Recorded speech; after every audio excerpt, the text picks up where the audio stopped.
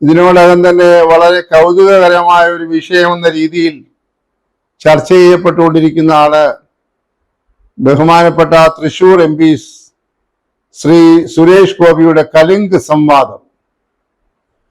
അതൊരു പക്ഷേ കേരളത്തിന്റെ രാഷ്ട്രീയ ചരിത്രത്തിൽ ഒരു പുതിയ അനുഭവം തന്നെയാണ്. ഈ പദപ്രയോഗം തന്നെ ഒരു പുതിയ പ്രയോഗമാണ് എന്ന് പറഞ്ഞാലും അധികപ്പറ്റാവുകയില്ല. കലിംഗ് സംവാദം എന്നതൊരു പ്രതീകാത്മകമായിട്ടുള്ള ഒരു പദപ്രയോഗമാണെങ്കിലും അദ്ദേഹം അതുകൊണ്ട് ഉദ്ദേശിച്ചത് ജനങ്ങളുമായി ചേർന്ന് അവരെ ചേർത്ത് പിടിച്ചുകൊണ്ട് അവരുടെ പ്രശ്നങ്ങൾ കേൾക്കുകയും അവയ്ക്ക് പരിഹാരം ഉണ്ടാക്കാൻ ഒരു മന്ത്രി എന്ന നിലയിൽ ഒരു MP എന്ന രീതിയിൽ എന്തൊക്കെ ചെയ്യാൻ കഴിയുമെന്നുള്ളതിനെ കുറിച്ചുള്ള ഒരു അന്വേഷണം എന്ന മട്ടിലാണ്. അപ്പോൾ അദ്ദേഹം തൃശ്ശൂർ ജില്ലയിലെ പല പഞ്ചായത്തുകളിലും ഇതുപോലെയൊക്കെയുള്ള ചില സ്ഥലങ്ങളിൽ നമ്മളൊക്കെ പണ്ട് ഗ്രാമപ്രദേശങ്ങൾ കാണുന്നത് പോലെ കലിങ്കിൽ കയറി ഇരുന്നുകൊണ്ട് ചുറ്റുവട്ടത്ത് കുറെ ആളുകളെ നിർത്തി വളരെ അനൗപചാരികമായി സംഭാഷണം നടത്തുകയും അവരുടെ പ്രശ്നങ്ങൾ, ദുരിതങ്ങൾ, പ്രയാസങ്ങളൊക്കെ കേൾക്കുകയും ചെയ്യുന്ന ഒരു വ്യത്യസ്തമായ ശൈലിയാണ് എന്ന് പറഞ്ഞാലും അധികപ്പറ്റാവുകയില്ല. ഇവിടെ യഥാർത്ഥത്തിൽ ഇത് സംഭവിച്ചുകൊണ്ടിരിക്കുന്നത് അദ്ദേഹം പാർലമെന്റ് അംഗമായി തെരഞ്ഞെടുത്ത് ഘട്ടത്തിന് ശേഷവും പ്രത്യേകിച്ച് കേന്ദ്രത്തിൽ മന്ത്രി ആയതിനു ശേഷവുമാണ്. അദ്ദേഹം ആവുന്നത്ര രീതിയിൽ അദ്ദേഹത്തിന്റെ മണ്ഡലമായ തൃശ്ശൂരിനെ വികസിപ്പിച്ചെടുക്കാനുള്ള ജാഗ്രതയിലും വ്യഗ്രതയിലുമാണ് ഈ തരത്തിൽ കലിംഗ് സംവാദത്തിന് അദ്ദേഹം തുടക്കം കുറിച്ചത്. ഇത് കുറെ നാളുകളായി തൃശ്ശൂരിന്റെ പല ഗ്രാമപ്രദേശങ്ങളിലും പല വാർഡുകളിലും പല പഞ്ചായത്തിലും ഒക്കെ അദ്ദേഹം നടത്തിയിരിക്കുന്നു. എന്നാൽ ഇപ്പോൾ ഏറ്റവും ഒടുവിൽ കേൾക്കുന്നത് അദ്ദേഹം ഈ തരത്തിലുള്ള എല്ലാ സംവാദങ്ങളും നടത്തുമ്പോഴും ജനങ്ങളുമായിട്ട് യഥാർത്ഥത്തിൽ ഇടപഴകിയുള്ള ഒരു സമീപനമല്ല അദ്ദേഹം സ്വീകരിച്ചിരിക്കുന്നത് എന്നാണ്. അദ്ദേഹം ഇപ്പോഴും ഒരു പ്രശസ്തനായ നടന്റെ വേഷത്തിൽ തന്നെയാണ് അദ്ദേഹത്തിന്റെ പൊതുവെയുള്ള ജനങ്ങളോടുള്ള പെരുമാറ്റം എന്ന ആക്ഷേപം പരക്കെ ഉണ്ടായിട്ടുണ്ട്. അദ്ദേഹത്തിന്റെ ശരീരഭാഷ, അദ്ദേഹത്തിന്റെ ഭാഷാ ശൈലി, അദ്ദേഹത്തിന്റെ പ്രയോഗങ്ങൾ, അദ്ദേഹത്തിന്റെ സാദൃശ്യങ്ങൾ, പഴമൊഴികളൊക്കെ ഒരു പ്രത്യേക തലത്തിലാണ് നിൽക്കുന്നത് എന്ന ആക്ഷേപം പൊതുവെ മാധ്യമങ്ങളും അതുപോലെ ജനങ്ങളും ഉന്നയിക്കുന്നുണ്ട്. അദ്ദേഹം ഒരു പ്രത്യേക സ്ഥാനത്തിരുന്നുകൊണ്ട്, ഒരു പദവിയിൽ ഇരുന്നുകൊണ്ട് സാധാരണ ജനങ്ങളെ അഭിസംബോധന ചെയ്യുന്ന, അതായത് പഴയ കാലത്തൊക്കെ മഹാരാജാവ് പ്രജകളോട് സംസാരിക്കുന്നു എന്നൊക്കെ പറയുന്ന വിദ്വൽ സദസ് പോലെയുള്ള ഒരു സദസ്സായി ഇതിനെ മാറ്റിയെടുക്കാൻ അദ്ദേഹം അറിഞ്ഞോ അറിയാതെയോ ശ്രമിക്കുന്നു എന്നതാണ് പ്രധാനമായിട്ടുള്ള ആശയം. അദ്ദേഹം ഈ സാധാരണ ജനങ്ങളുടെ പ്രശ്നങ്ങൾ പലതും കേൾക്കുന്നതിനുള്ള ഒരു വിശാലമായ മനസ്ഥിതി കാട്ടുന്നില്ല. അഥവാ കേട്ടാൽ തന്നെ അതിനോടൊക്കെ വളരെ പരിഹാസത്തോടുകൂടി പ്രതികരിക്കുന്നു, അർഹിക്കുന്ന ഗൗരവം കൊടുക്കുന്നില്ല എന്നൊക്കെ അദ്ദേഹത്തിന്റെ പാർട്ടിയിൽപ്പെട്ട ആളുകൾക്ക് തന്നെ പരാതിയുണ്ട്. ഈ വരന്തരപ്പള്ളി തുടങ്ങിയതായിട്ടുള്ള പ്രദേശങ്ങളിൽ അടുത്ത സമയത്ത് നടത്തിയ കലിംഗ് സംവാദത്തിലാണ് പ്രതിസന്ധി കുറച്ച് രൂക്ഷമായത്. അവിടുത്തെ ഒരു പ്രധാനപ്പെട്ട പ്രവർത്തക കുടുംബം ആകമാനം ഇദ്ദേഹത്തിന്റെ സമീപനത്തിൽ പ്രതിഷേധിച്ച് ഈ കഴിഞ്ഞ ആഴ്ച BJP-യിൽ നിന്ന് രാജിവെച്ചിരിക്കുന്നു എന്നത് BJP വൃത്തങ്ങളിൽ ആകെ ഞെട്ടലുണ്ടാക്കിയിരിക്കുകയാണ്. അതിനിടയ്ക്കാണ് അദ്ദേഹം തന്നെ പല ഘട്ടങ്ങളിലും നടത്തിയ ചില പ്രസ്താവനകൾ പലരെയും അമ്പരിപ്പിച്ചത്. അദ്ദേഹം പറഞ്ഞു, എന്നെ ഈ മന്ത്രിസ്ഥാനത്തിൽ നിന്ന് ഒഴിവാക്കണം. ഈ അടുത്ത സമയത്ത് രാജ്യസഭയിലേക്ക് നോമിനേറ്റ് ചെയ്യപ്പെട്ട കണ്ണൂർ ജില്ലക്കാരനായ ഒരു BJP നേതാവിനെ മന്ത്രിയാക്കിക്കൊണ്ട് എന്നെ ഈ സ്ഥാനത്ത് നിന്ന് ഒഴിവാക്കണം എന്ന് അദ്ദേഹം പരസ്യമായി ആവശ്യപ്പെട്ടു കഴിഞ്ഞിരിക്കുകയാണ്. അതിന്റെ പ്രധാന കാരണം അദ്ദേഹത്തിന് ഈ മന്ത്രിയുടെ ജോലി അദ്ദേഹത്തിന്റെ ഒരു രീതി അനുസരിച്ച് യോജിച്ചു പോകുന്നതല്ല. അദ്ദേഹത്തിന്റെ മനസ്സും നല്ല ഒരളവ് വരെ ശരീരവും ഇപ്പോഴും സിനിമാ ലോകത്ത് തന്നെയാണ്.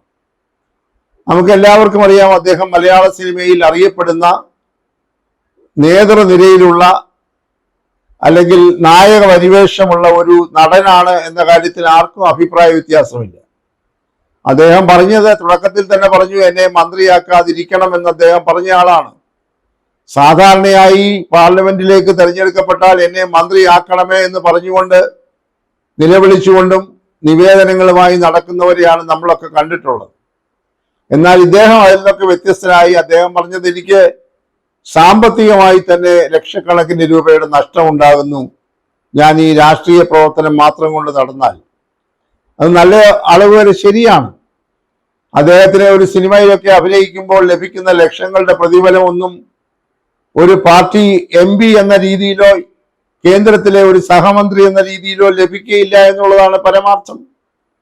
അപ്പോൾ അദ്ദേഹത്തിന് സാമ്പത്തികമായ നഷ്ടം ഉണ്ടായിട്ടുണ്ട് എന്നുള്ളത് വളരെ പ്രധാനപ്പെട്ട കാര്യമാണ്. അതുപോലെ തന്നെ അദ്ദേഹത്തിന്റെ ഗ്ലാമറിന്റെ കോട്ടം സംഭവിക്കും. കാരണം ഒരു സിനിമാ നടന് ലഭിക്കുന്നതായിട്ടുള്ള ഒരു പരിവേഷം ഒരു കേന്ദ്രത്തിലെ സഹമന്ത്രിക്ക് ലഭിക്കുകയില്ല എന്നുള്ളത് ഒരു യാഥാർത്ഥ്യമാണ്. അപ്പോൾ അദ്ദേഹത്തിന് ഈ ജനങ്ങളുടെ കയ്യടിയും ആരവവും ഒക്കെ അകമ്പടിയായിരിക്കുന്നതാണ് അദ്ദേഹത്തിന്റെ താല്പര്യം. എന്നാൽ MP ആയി തെരഞ്ഞെടുത്തിരിക്കുന്ന സാധാരണ ജനങ്ങൾക്ക്, തൃശൂർ മണ്ഡലത്തിലെ ജനങ്ങൾക്ക് അവരുടെ ജീവൽ പ്രശ്നങ്ങൾക്കാണ് പ്രാധാന്യം. അതെങ്ങനെ പരിഹരിക്കാമെന്നുള്ള കാര്യത്തിലാണ് അവർ അന്വേഷിക്കുന്നത്. പ്രത്യേകിച്ച് കർഷകർ, ചെറുകിട തൊഴിലാളികൾ, അല്ലെങ്കിൽ കർഷക തൊഴിലാളികൾ, മറ്റ് തൊഴിലിൽ ഏർപ്പെട്ടിരിക്കുന്നവർ, നാമമാത്ര ചെറുകിട ഇടത്തരം വ്യവസായങ്ങളിൽ ഏർപ്പെട്ടിരിക്കുന്നവർ, അതുപോലെ മറ്റ് തൊഴിലുറപ്പ് പദ്ധതിക്കായി പോകുന്നവർ, കുടുംബശ്രീയിൽ പ്രവർത്തിക്കുന്നവർ, അങ്ങനെ ജീവിതത്തിന്റെ നാനാ തുറകളിലുള്ള ആളുകളുടെ പ്രശ്നങ്ങൾ പരിഹരിക്കാൻ ഒരു ജനപ്രതിനിധിയുടെ സേവനം ആഗ്രഹിക്കുന്നതിൽ ആ ജനങ്ങളെ കുറ്റപ്പെടുത്താനാവുകയില്ല. അവിടുത്തെ ജനങ്ങൾക്കൊരിക്കലും ഇദ്ദേഹത്തെ ഒരു സിനിമാ നടനായി ഇപ്പോൾ കാണാനല്ല താല്പര്യം. മറിച്ച് ഒരു പൊതുജന സേവകനായി, ഒരു പൊതുപ്രവർത്തകനായി ജനങ്ങളുടെ പ്രശ്നങ്ങൾ പരിഹരിക്കാൻ കഴിയുന്ന ഒരു നേതാവായി കാണാനാണ് അവിടുത്തെ ജനങ്ങളുടെ താല്പര്യം. എന്തായാലും ഇത് പാർട്ടിക്കുള്ളിൽ വലിയ ചർച്ചയ്ക്ക് വഴി തുറന്നിട്ടുണ്ട്. ഒരു കുടുംബമാകമാനം ഞങ്ങളാരും പ്രജകളല്ല, ഞങ്ങൾ സാധാരണ ജനങ്ങളാണ്, ഞങ്ങളുടെ പ്രശ്നങ്ങൾ കേൾക്കുന്നത് സഹതാപത്തോടുകൂടി കേട്ട് പരിഹാരം കാണാനായി ഞങ്ങൾ തെരഞ്ഞെടുത്തയച്ച ജനപ്രതിനിധിയായിട്ടുള്ള ശ്രീമാൻ സുരേഷ് ഗോപിക്ക് സാധിക്കുന്നില്ല എങ്കിൽ ഞങ്ങൾ ഈ പാർട്ടിയുമായ ബന്ധം ഉപേക്ഷിക്കുന്നു എന്ന് പറഞ്ഞുകൊണ്ട് അവർ രാജിവെച്ചു പോയിരിക്കുകയാണ്. ഇത് വലിയ ഒരു പ്രതിസന്ധിയാണ് പാർട്ടിയിൽ ഉണ്ടാക്കിയിരിക്കുന്നത്. ഇതെങ്ങനെ ഈ പ്രശ്നം പരിഹരിക്കുമെന്നുള്ള കാര്യത്തിൽ പാർട്ടി ഇതുവരെ ഒരു നിലപാട് എടുത്തിട്ടില്ല. അവർക്ക് സുരേഷ് ഗോപിയെ ഒരു കാരണവശാലും തള്ളിപ്പറയാൻ സാധ്യമല്ല, അവിടുത്തെ ജനങ്ങളെ തള്ളിപ്പറയാൻ സാധ്യമല്ല. അവിടുത്തെ ജനങ്ങളുടെ ആവശ്യങ്ങൾക്ക് വേണ്ടി അല്ലെങ്കിൽ അവരുടെ ആവലാതികൾ പരിഹരിക്കാൻ തെരഞ്ഞെടുക്കപ്പെട്ട പ്രതിനിധിക്ക് ഉത്തരവാദിത്വമുണ്ട്. അതുകൊണ്ട് ജനങ്ങളെ ചേർത്ത് പിടിക്കണം. ഒരു മരണമുണ്ടാകുമ്പോൾ, ഒരു പ്രകൃതി ദുരന്തമുണ്ടാകുമ്പോൾ, ഒരു അപകടം ഉണ്ടാകുമ്പോഴൊക്കെ ഓടിയെത്തുന്ന ഒരു ജനപ്രതിനിധിയാണ് ആളുകൾ പ്രതീക്ഷിക്കുന്നത്. എന്നാൽ അദ്ദേഹം ഒരു പ്രത്യേക തട്ടിൽ നിന്നുകൊണ്ട് ജനങ്ങളെ ഒരു തലത്തിലും പരിഗണിക്കാതെ, പരസ്പര ബഹുമാനമില്ലാതെ പെരുമാറുന്നു എന്ന തരത്തിലുള്ള ആരോപണങ്ങളും ആക്ഷേപങ്ങളും പരാതികളുമാണ് ഉയർന്നു കേട്ടുകൊണ്ടിരിക്കുന്നത്.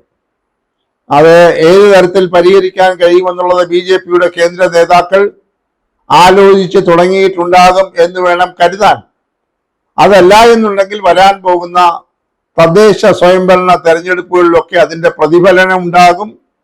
അതൊരു പക്ഷേ BJPക്ക് കനത്ത നഷ്ടങ്ങൾ വരുത്തി വച്ചേക്കാം. ജനങ്ങളുടെ ഇടയിൽ ഇങ്ങനെ ഒരു അപ്രീതി ഉണ്ടായിക്കഴിഞ്ഞാൽ അവർ തിരിച്ചടിക്കും.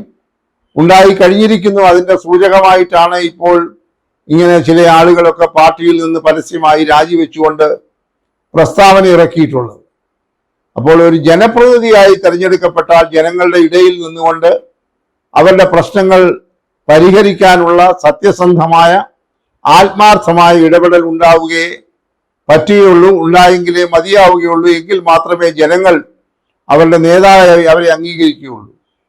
അതിൽപ്പെട്ട ആളുകൾ തന്നെ ചിലർ പറഞ്ഞതായി മാധ്യമങ്ങൾ റിപ്പോർട്ട് ചെയ്തത്, രാഹുൽ ഗാന്ധി ആണെങ്കിൽ ചായക്കടയിൽ പോയി ചായ വാങ്ങിച്ചു കുടിക്കും, എന്നാൽ സുരേഷ് ഗോപി ആകട്ടെ അങ്ങനെയൊന്നും താഴ്ന്നിറങ്ങി ചെല്ലാൻ ഒരു കാരണവശാലും മനസ്സ് കാട്ടുന്ന ഒരാളല്ല എന്ന് സാന്ദർഭികമായി സാദൃശ്യപ്പെടുത്തിയതായി പോലും പറഞ്ഞു കേൾക്കുന്നു. അതൊക്കെ പാർട്ടിക്ക് വല്ലാത്ത ക്ഷീണമുണ്ടാക്കുന്ന ഒരു സാഹചര്യമാണ്. അതുകൊണ്ട് അതിനെ ഒരു വഴിയൊരുക്കാൻ പാർട്ടിക്ക് യാതൊരു കാരണവശാലും നിന്നുകൊടുക്കാൻ പറ്റുകയില്ല. അതുകൊണ്ട് കേന്ദ്ര നേതൃത്വവും സംസ്ഥാന നേതൃത്വവും ഈ കാര്യത്തിൽ ഇടപെട്ട് ഒന്നുകിൽ അവിടുത്തെ ജനങ്ങളെ സ്വാതന്ത്ര്യപ്പെടുത്താൻ ശ്രമിക്കും, അല്ലെങ്കിൽ ഈ ശൈലി മാറ്റണമെന്ന് അവരുടെ MP ആയിട്ടുള്ള ശ്രീമാൻ സുരേഷ് ഗോപിയോട് അവർ പറഞ്ഞു എന്ന് വന്നേക്കാം. എന്തായാലും ഒരു പ്രതിസന്ധി അവരുടെ പാർട്ടിയിൽ ഇപ്പോൾ ഈ സുരേഷ് ഗോപിയുടെ പ്രവർത്തനം മൂലം ഉണ്ടായിരിക്കുന്നു എന്നത് യാഥാർത്ഥ്യമാണ്. അത് പരിഹരിക്കുന്നതിന് നല്ല വില കൊടുക്കേണ്ടി വരും എന്നതാണ് ഇപ്പോഴത്തെ ഒടുവിലത്തെ സൂചന. കാരണം പാർട്ടിയിലെ അംഗങ്ങൾ രാജിവെച്ചു പോവുക എന്നൊക്കെ പറയുന്നത് BJPക്ക് ഒരിക്കലും ഉൾക്കൊള്ളാൻ കഴിയുന്നതല്ല. അതുകൊണ്ട് ചെയ്യാൻ കഴിയുന്നത് ഈ MP-യുടെ അല്ലെങ്കിൽ മന്ത്രിയുടെ പ്രവർത്തന ശൈലിയും അദ്ദേഹത്തിന്റെ സംഭാഷണ ശൈലിയും അദ്ദേഹത്തിന്റെ ശരീരഭാഷയും ഒക്കെ മാറ്റി സാധാരണ ജനങ്ങളോട് കുറെ കൂടെ ചേർന്ന് നിന്നുകൊണ്ട് അവരുടെ പ്രശ്നങ്ങൾ കേട്ട് സമചിത്തതയോടുകൂടെ കേട്ട് പരിഹരിക്കുവാൻ ആ തരത്തിലുള്ള ഒരു സമീപനം ഉണ്ടായെങ്കിൽ മാത്രമേ അദ്ദേഹത്തിന് ജനമനസ്സുകളിൽ ഇടം ലഭിക്കുകയുള്ളൂ. അതേക്കുറിച്ചുള്ള തിരിച്ചറിവ് സംസ്ഥാന നേതാക്കൾക്കും കേന്ദ്ര നേതാക്കൾക്കും ഉണ്ടാകുമെങ്കിൽ പാർട്ടിക്ക് നല്ലത് എന്നാണ് ഇത്തരത്തിൽ എല്ലാവരും പറയുന്നത്. അത് ഉണ്ടാകുമെന്ന് പ്രതീക്ഷിക്കുന്ന ആളുകൾ അവരുടെ പാർട്ടിയിലുണ്ട്. എന്തായാലും അദ്ദേഹത്തിന് ഈ സിനിമ പശ്ചാത്തലം അദ്ദേഹത്തിന്റെ രാഷ്ട്രീയ പ്രവർത്തനവുമായി ഒരു ഏറ്റുമുട്ടലിലാണ് എന്നതൊരു സത്യമാണ്. ഇത് രണ്ടും കൂടെ പൊരുത്തപ്പെടുത്തിക്കൊണ്ട് പോകാൻ അദ്ദേഹത്തിന് കഴിയുന്നുണ്ടോ എന്നത് ഒരു വലിയ ചോദ്യമാണ്. ഇപ്പോഴും അദ്ദേഹം ഒരു സിനിമാ നടൻ എന്ന രീതിയിൽ തന്നെയാണ് അദ്ദേഹത്തിന്റെ ചേഷ്ടകളും പെരുമാറ്റവും ഇടപെടലുകളും ഭാഷയും വർത്തമാന രീതിയും ശരീരഭാഷയും എല്ലാം.